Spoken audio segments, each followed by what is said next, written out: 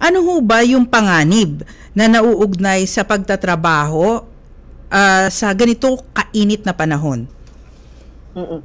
Sige, kasi nabanggit mo kanina nung nag-i-introduce ka, marami sa ating workers yung nasa labas, no? Bilad talaga sa init. Yung mga construction worker, yung platform workers, yung mga nagdi-deliver, yung mga nagmomotor, yung nagtitinda, mga kung ano-anong mga nilalako. Hindi talaga biro na ma-expose ka sa ganyan.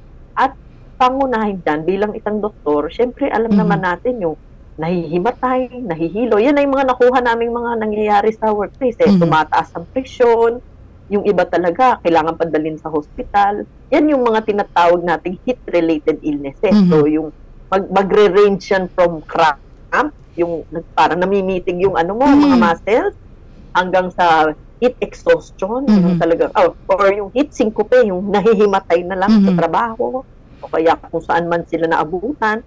Tapos yung heat exhaustion, yung medyo mas malala ng konti kasi manghihina ka na talaga doon at medyo lalagnatin ka na. Tapos yung pinakagrabe, yung heat stroke na pwedeng humantong sa kamatayan.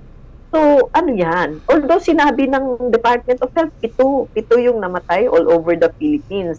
Kaya lang, syempre, baka may mga unmonitored pa dyan, pero just the same, may namatay. So, yun ang ating gustong iwasan.